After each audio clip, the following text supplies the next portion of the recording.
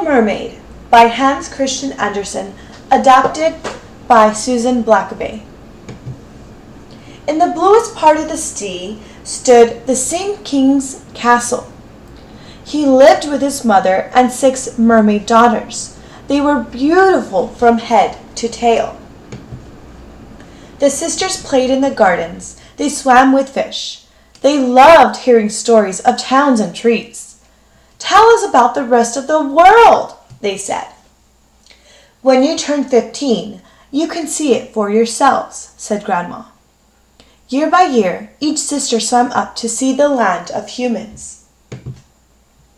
At last, the youngest turned 15. She swam up beside a big ship floating on the blue-green sea. On board, sailors sang and danced. Fireworks lit up the sky. In the glow, the little mermaid saw the face of a handsome prince. She couldn't take her eyes off of him.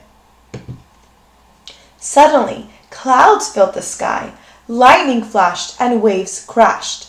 The ship broke apart and sank into the sea. The prince was drowning. The little mermaid dived under the waves to save the prince. She carried him into a quiet cove. She kissed him and left him on the beach. The little mermaid hid. Soon a girl came along.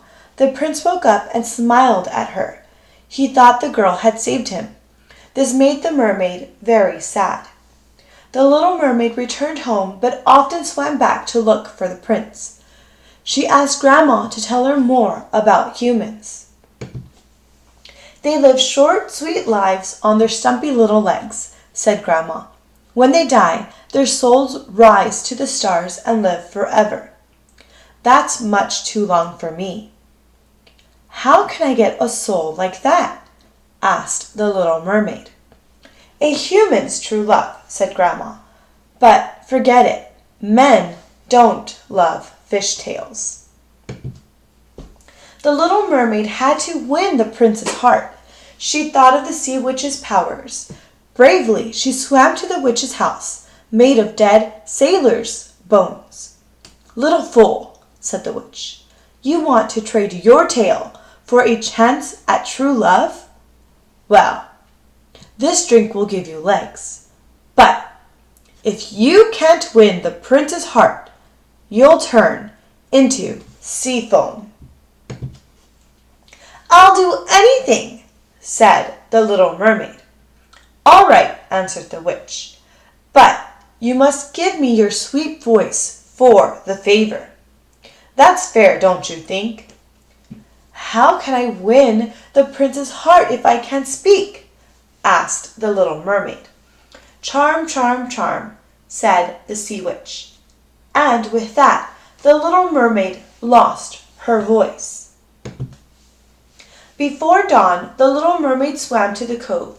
She drank the potion and fainted. She woke up to find the prince standing over her.